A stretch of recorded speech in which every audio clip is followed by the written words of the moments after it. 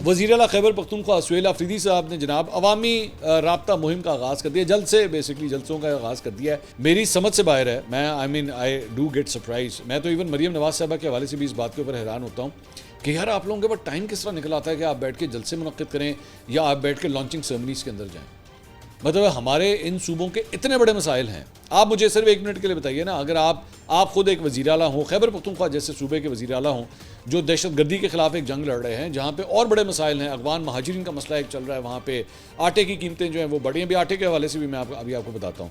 एक जगह आप खुद पंजाब गवर्नमेंट को ये लिख रहे हैं कि जनाब आपने इंटर प्रोविंशियल जो आटे की मूवमेंट है उसके ऊपर पाबंदी लगाई हुई है, उसे हटाएं, यानी ये आपके सूबे में आटे की शॉर्टेज पैदा हो रही है।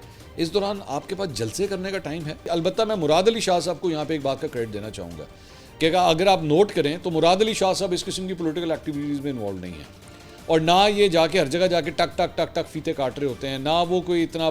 मैं आई वॉन्ट टू से दिस, मैं मरीम नवाज़ साहबा के रिसेंट चंद जो मैंने फंक्शंस देखे हैं वो इतने ग्रैंड किस्म के फंक्शंस होते हैं। मिसाल के तौर पे इलेक्ट्रिक बसें, नहीं आप 100 दफ़ा करें, मुझे उस पर एतराज़ नहीं है, आप 100 दफ़ा करें, लेकिन उसके लिए जितना पैसा उन इफ्तिताही तकरीबों के ऊपर लग रहा है, मेरा उसके ऊपर सवाल है। मैं चाहूँगा एक्चुअली कि पंजाब असम्बली के अंदर इसको इस हवाले से सवाल किया जाए कि जनाब ये कितने पैसे लगते हैं, एक फंक्शन जो आप करवाते हैं उसके ऊपर पैसे कितने लगते हैं।